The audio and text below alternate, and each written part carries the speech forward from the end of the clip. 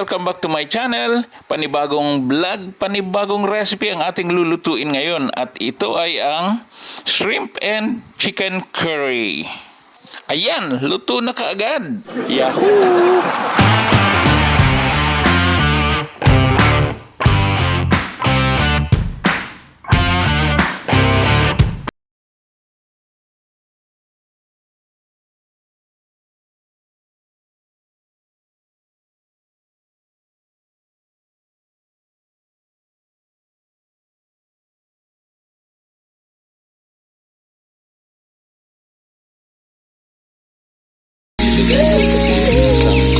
Kamay ko nasa camera kaliwa, kanan lalagay niya. Ilagay ko ang carrot. Ang hirap pala gumawa ng video na dalawang kamay ang gamit sa camera, sa sandok ginagamit yan. Nilagay ko na rin yung sumpo, pero mamaya pag pumula na ng konti yan, aalisin ko rin kasi hindi yan maganda na ma-overcook, magiging dry. So mas maganda kung manatili pa rin siyang juicy. Sunod na natin ilagay ang patatas. Ayan, hinati ko lang sa apat yung isang maliit na patatas at tama-tama lang yung size na yan. At kung mapapansin nyo, bakit siya kaunti pag magiging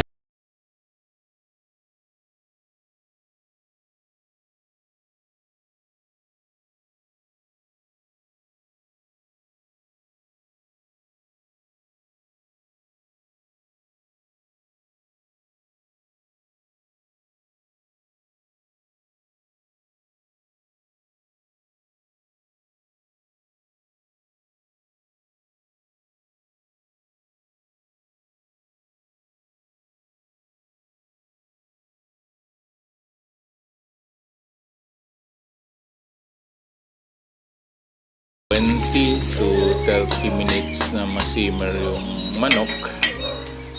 Tama-tama lang ang lambot niyan. At hindi yan ma-overcook kahit pa mga patatas ang kasi mahina lang ang apoy niya. So, ayan, naglagay na ako ng seasoning. Konti na lang ang sabaw niya. So, hayaan natin yan na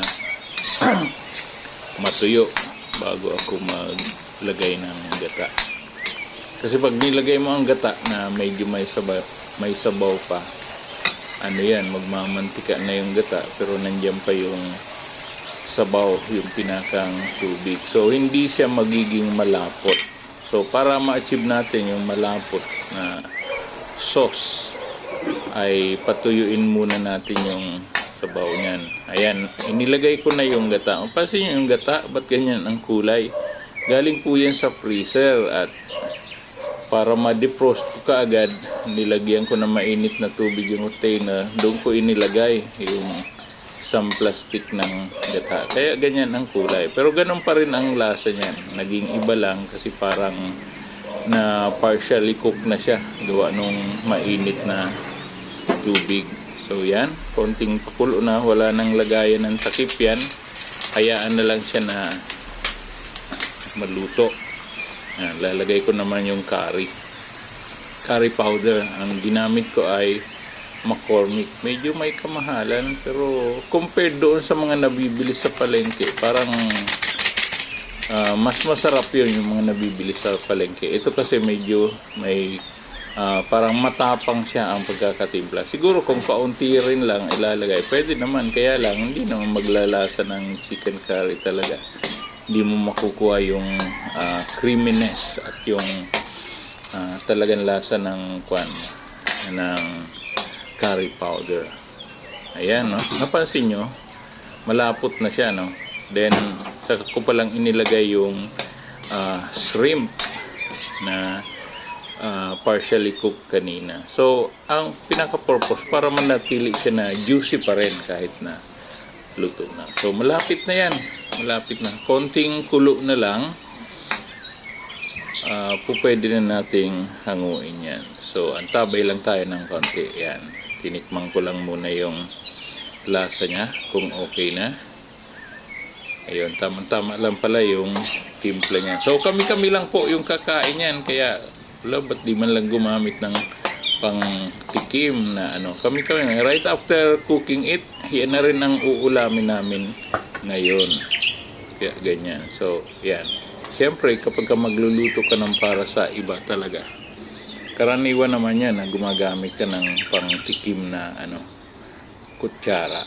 So, dito, para sa akin okay lang yan. Ngayon, kung masyadong tayong maselan sa mga ganyan, okay din lang yan. Walang problema doon. Ayan, luto na. Hanguin na lang natin ito. Then, ready na ito para ipang ulam.